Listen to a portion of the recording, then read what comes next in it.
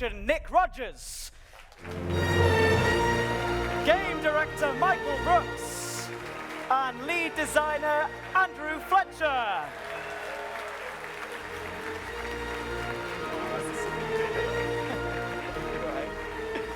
Oh, come on, make him step around you. That's, yeah, okay, great stuff. So, firstly, Jurassic World. Yeah. What an amazing thing to work on. Did you ever think that you would be working on something like this when you started at Frontier? Nothing quite on this scale, I have to say. I mean, I love the films. I love dinosaurs as a young kid. I imagine most people do. Had the toys, read books about them.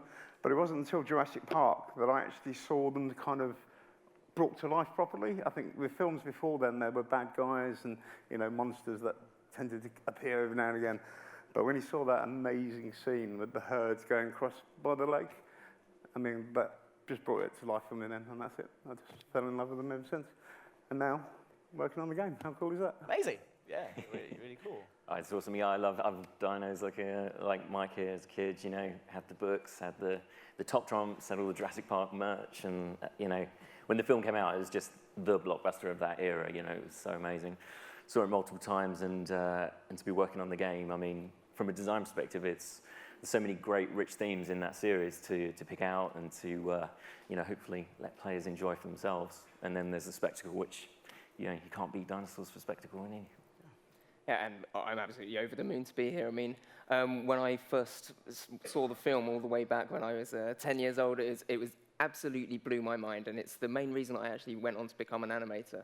So I used to see the dinosaurs come to life in the old Ray Harryhausen films, but I'd never seen anything quite like what they managed to get across in Jurassic Park. And obviously, in sort of 1993, CGI wasn't really a big thing at all. So I had no idea what was going on. And as I started to learn more and more animation, more and more about animation, I just got absolutely obsessed with it. And I already completely loved dinosaurs. Yeah. So I just worked at it. And here I am, sort of 20-odd years later, working on a Jurassic World game. So yeah, it's absolutely fantastic. It really is a dream come true for me. A dream come true, ladies and gentlemen. Head of animation, Nick Rogers, living his dream at Frontier Developments. Everyone's living the dream at Frontier Developments.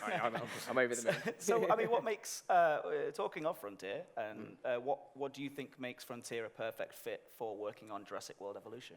So there's a couple of reasons, I think. I mean, the first one is that the games we make, we have a passion for the genre or the topic they're in. So we're making them really dangerous.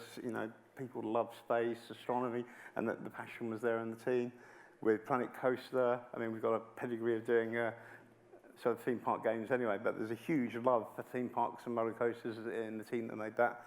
And, for Jurassic World, who doesn't love dinosaurs? I mean, the enthusiasm on the team is just beyond this world.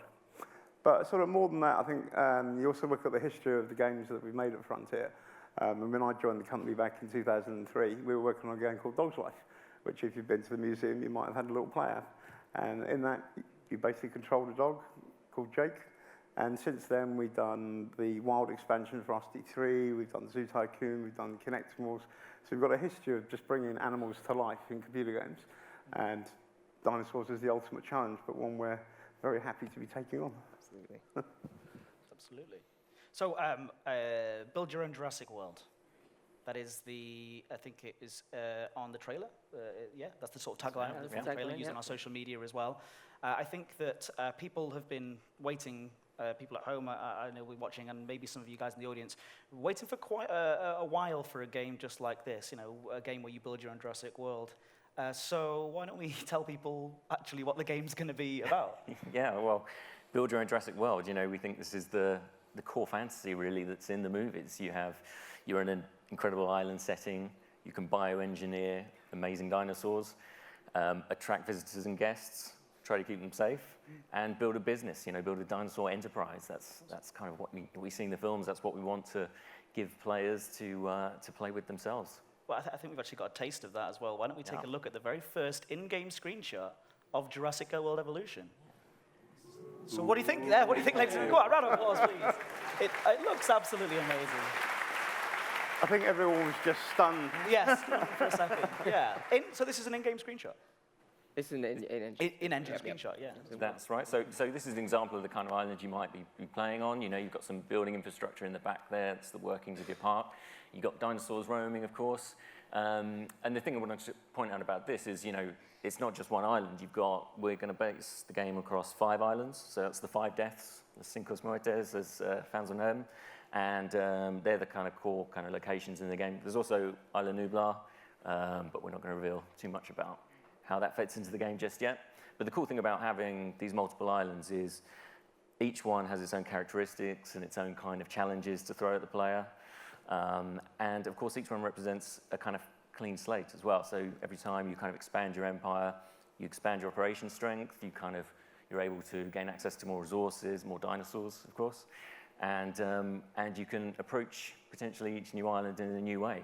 So there's a few different ways that you can kind of approach your dinosaur facilities. Yeah, there's sort of I think you mentioned to me earlier about the 3 different paths Yep. as well that you can take. So I think we're about to see the best screenshot you're ever going to see. This is the most impressive slide of the entire. It is. We crafted that long and hard. So the ultimate aim for the player is to become the preeminent dinosaur management expert. And there's 3 paths to do that, as you can see, so eloquently illustrated: entertainment, security, and science.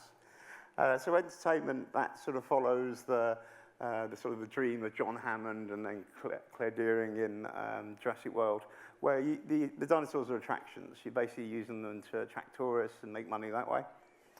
With security, it's about how fierce you can get your dinosaurs, you know, how dangerous they can become, and also being able to manage such dangerous animals. So there's a very big risk-reward thing there. And then with the science, it's more about understanding how they lived, what they were. So they all balance out. And the idea is that you can follow all 3 and you get this nice sort of balanced, or you can just follow one of the paths. It's completely up to you. However, what you're doing is you're assembling these team of experts that represent each of these. And so ideally, you want all 3 on your side, but they have competing reputations. So they want resources from you. So that brings a bit more challenge into the gameplay. And they do that through contracts. So essentially, they give you tasks that they want to do. So these are specific targeted things like create a complete genome for a specific dinosaur, or make sure you've constructed certain facilities, or, you know, that's the sort of gameplay challenges that come up. Yeah, so before we move on, I think you've got a point, Andrew. I just want to say, that was a lot of information there. So please, a round of applause for Mike Brooks, please. A lot of information in like 1 minute.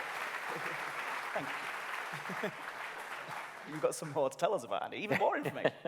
Sure, so that's kind of some of the core management concepts in the game. But there's this cool layer of management above that, which is like managing disasters. So we all know from the movies, things don't always go to plan. In fact, they usually don't go to plan. And this is something we really want to kind of represent in the game and have as a kind of engaging gameplay system. So on the islands, you'll come across various kind of emergency situations. Like one of them might be heavy tropical storms that will play havoc for your infrastructure of your park in very obvious ways. They're very bad for you. These are in-engine shots again, sorry? Sorry, these are in-game shots, yeah. Yep. So these are taken from the game. So this will kind of, you know, cause damage in your park. It will cause, you know, upset for your dinosaurs, which you don't want, obviously, when you've got visitors and guests roaming around. And the key thing here is really to make this part of the gameplay loop, you know, to make it so that players are trying to mitigate these problems as much as possible. When they happen, they can respond to them and react, which is really cool. And then actually, you know, go on and pick up the pieces and keep their business running.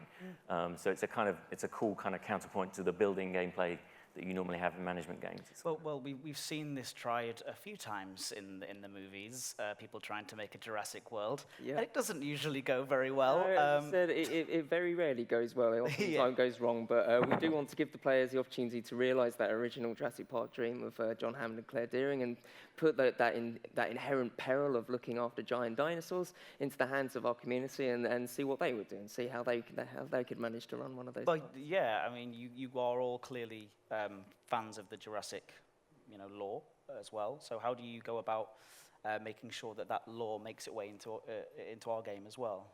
So when we started, well, before we started making the game, we did a huge amount of research. We rewatched the films over and over again, reread the books. It was terrible. You know, we have hard jobs. Also visiting fan sites, you know, where people just endlessly analyse the film and just learnt about the lore and the history of, you know, the stories that they told. And we really wanted to make sure that we brought that into the game. So one of the ways that we're doing it, there will be others, but for now we're just talking about is the InGen database. And as you play the game, you unlock little snippets of information. Some of that's helpful to guiding gameplay, but others are all about how things link with the films that went before. So you just keep unlocking this little codex of information. Fascinating stuff. Yeah, it looks really interesting. We are bioengineering the dinosaurs as well. Is that something, because in the trailer, you see the lab at the start and then the cracking egg with the eye poking through. Is that something, are we going to have the dinosaurs all the way from the very beginning? Are we going to work with them all the way? So yeah, you will be bioengineering the dinosaurs yourself. You start at the start. You will be sending fossil dig teams around the world to real-life fossil sites, getting back your dinosaur bones, extracting the DNA from them, building the genome. You could even make slight adjustments to the genome to adapt the dinosaur attributes as well. And really, it's about, again, trying to key into the science of the movies. You know, it's such a core thing that underpins those films, and we want it to be represented in this game. And of course, once you've kind of got your completed genome, you need to incubate your dino and let it free in your park. Yes. Well, I think we've got another screenshot as well, moving on to the hatchery. There we go. So once the dinosaurs mature enough to be released onto the island, that's all done through the hatchery. But the dinosaurs are then a living thing that you have to look after. I mean, if you remember back in the first film, you got the lovely scene with the vet, Jerry Harding, with the sick Triceratops. And, you know, that can happen if you don't look after those dinosaurs properly. So you need to make sure that you take preventative action, keep them as healthy as possible. But even if you get everything right, as Ian Malcolm says, sometimes life finds a way.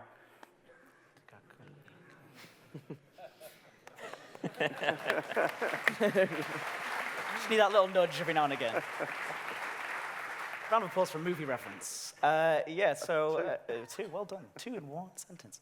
I think that we're all very self-obsessed. That's what I was going to say. Now, humans are quite self-obsessed, but of course the real stars of the show in Jurassic World and Jurassic Park is the dinosaurs, isn't it, Nick? It absolutely is the dinosaurs. So while this is a management game at heart, we really wanted to get the dinosaurs right. So when we first started looking to make this game, we set our art targets and our animation targets squarely at the quality of the film. We didn't just want to make the best dinosaurs that we'd seen in video games in the past. We wanted to make some of the best dinosaurs that people have seen, full stop. And that was a nice, crazy high expectation to set my animation team. They enjoyed that. And as we can see here, this is a render of one of the actual in-game assets. This is our Parasaurolophus, and this is exactly the same as the model that you'll see in the actual game. It's an incredibly high level of detail. Our character artists have really outdone themselves and created truly amazing levels of detail with these.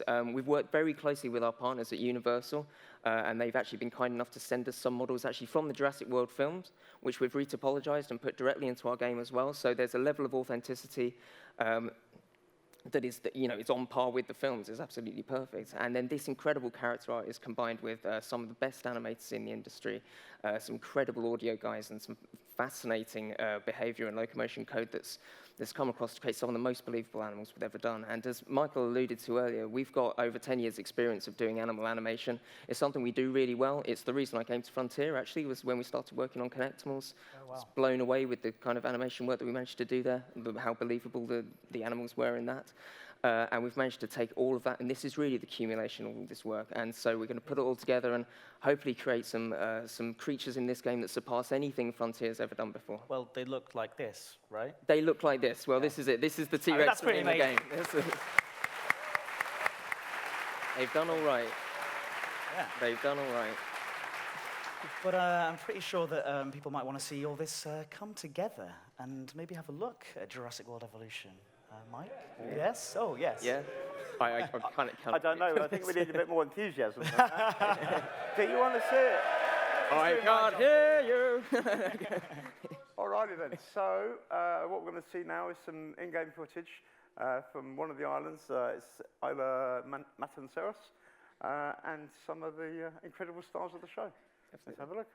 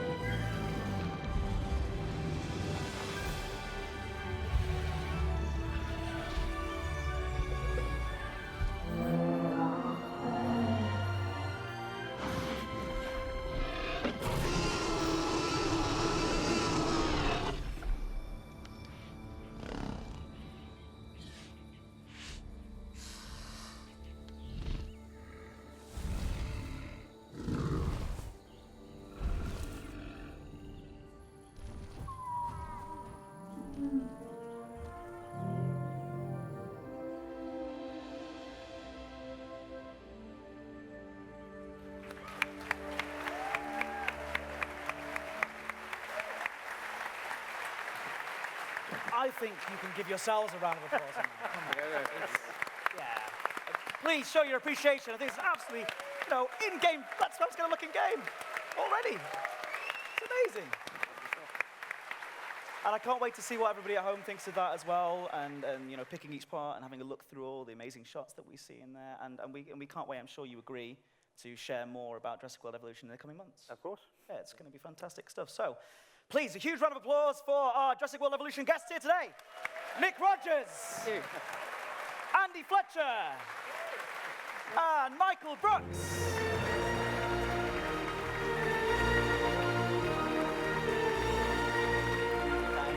Yes. Very exciting. I got to stand on stage while the Jurassic Park music played.